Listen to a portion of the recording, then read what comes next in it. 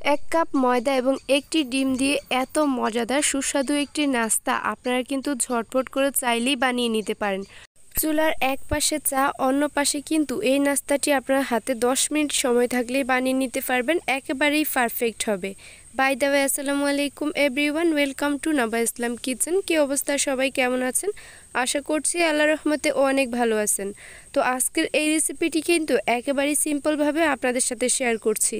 আশা করছি ভিডিওটি না টেনে সম্পূর্ণ দেখবেন, তাহলে পারফেক্ট একটি রেসিপি আপনিও শিখে নিতে পারেন। তো কথা না বাড়িয়ে চলে যাচ্ছি মূল রেসিপিতে।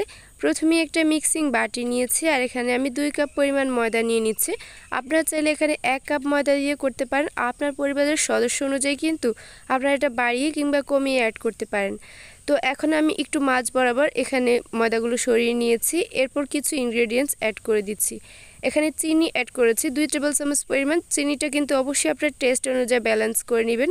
সেই সাথে 1 টেবিল চামচ পরিমাণ ইস্ট অ্যাড করেছে। 2 কাপের জন্য কিন্তু 1 টেবিল চামচ পরিমাণ পারফেক্ট আছে। মিষ্টি খাবারে লবণ দিলে কিন্তু টেস্ট অনেক ভালো আসে, 1 চিমটি লবণও অ্যাড করেছে। আরও অ্যাড করে দিয়েছি 1 টেবিল চামচ পরিমাণ কুকিং অয়েল। এটা আমি কিছু সময় ভালো করে মিক্স করে নিচ্ছি। ভালো করে মিক্স করা হয়ে গিয়েছে, আবারও কিছু ইনগ্রেডিয়েন্টস এখানে অ্যাড করে দিচ্ছি। এখানে একটি নর্মাল টেম্পারেচারে থাকা ডিম অ্যাড করে দিচ্ছে, আর 2 কাপ ময়দার জন্য কিন্তু একটি ডিমই যথেষ্ট। আপনারা চাইলে এখানে দুটিও ব্যবহার করতে পারেন, কোনো ব্যাপার না। সেই ক্ষেত্রে কিন্তু এখানে ডিমের একটা কাঁচা ব্যাড স্মেল থেকে যাবে। তো দেখতেই পাচ্ছেন আমি এখানে কুসুম গরম দুধ অ্যাড করেছি 1 কাপ। এইখানে আপনারা চাইলে কুসুম গরম দুধের পরিবর্তে গরম পানিও অ্যাড করতে পারেন, তবে আপনারা কিন্তু অবশ্যই গুঁড়া দুধ অ্যাড করতে হবে। তো ভালো করে আমি কিন্তু চামচ দিয়ে মিক্স করে নিচ্ছি আর একদম সফট এবং স্টিকি একটা ডো তৈরি করে নিব।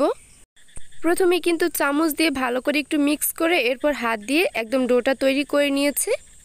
এখানে একটা টিপস শেয়ার করছি, যে কোনো খাবারে আপনার ইস্ট ব্যবহার করলে অবশ্যই কিন্তু সেখানে গরম পানি ব্যবহার করবেন, তাহলে কিন্তু এটা ভালো একটা রেজাল্ট আসে।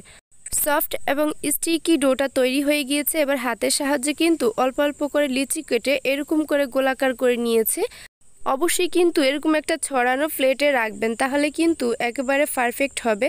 তো দেখতেই পাচ্ছেন হাত দিয়ে ভালো করে গোল করে নিয়ে এবার আমি ময়দার মাঝে একটু নিচের সাইডটা ডুবিয়ে এরপর এটা রেখেছি।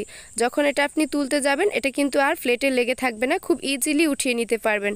এটা এভাবেই কিন্তু আমি রেখে দিব রেস্টে 10 মিনিটের মতো, আর অবশ্যই কিন্তু ঢেকে রাখতে হবে। তো 10 মিনিট পর কিন্তু ফিরে আসলাম, দেখতেই পাচ্ছেন এগুলো কিন্তু ফুলে একদম ডবল হয়ে গিয়েছে। আর আমি যখন এটা রেখেছিলাম তখন কিন্তু একটু ফাঁকা করে রেখেছিলাম, যখন ফুলবে আর একটার সাথে একটা লেগে যাবে না। তো রেস্টে রাখা শেষ হয়ে গিয়েছে, এখন চলে যাচ্ছি সরাসরি কিচেনে। একটা ফ্রাই প্যান নিয়েছি আর এখানে নামমাত্র তেল অ্যাড করেছি, দেখতেই পাচ্ছেন। জাস্ট একটু তেল অ্যাড করে কিন্তু চুলার আঁচটা একদম লো ফ্লেমে রেখে আমি এক এক করে এই যে নাস্তাগুলো দিয়ে দিচ্ছি। চুলার আঁচটা লো ফ্লেমে রেখে 2 থেকে আড়াই মিনিটের মতো ভেজে নিলেই কিন্তু একটা সাইডে সুন্দর একদম ব্রাউন কালার চলে আসবে। এগুলো কিন্তু ফ্রাই প্যানে দেওয়ার পরও কিন্তু আরও একটু বেশি ফুলে যাবে। অবশ্যই কিন্তু একটু অল্প অল্প করে অ্যাড করবেন, তাহলে কিন্তু এগুলো সুন্দর করে ফুলবে আর এটা খেতেও অনেক মজা লাগবে, পারফেক্টলি কুকও হয়ে যাবে। চুলার আঁচটা কিন্তু একেবারেই লো ফ্লেমে রাখতে হবে। দেখতেই পাচ্ছেন 2 থেকে আড়াই মিনিট রাখার পর অপর সাইডটা উল্টে দিয়েছি, তার থেকেও কম সময় লাগতে পারে। যখনই দেখবেন এরকম একটা সুন্দর কালার চলে এসেছে তখনই কিন্তু এগুলো চুলা থেকে উঠিয়ে নিতে হবে।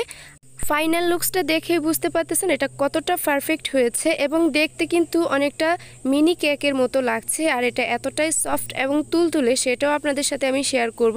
তার আগে একটু ভালো করে কাছ থেকে আপনাদেরকে এই নাস্তাটা দেখিয়ে দিচ্ছি। এটা কিন্তু চা তৈরির সাথে সাথেই এই নাস্তাটা হয়ে যাবে।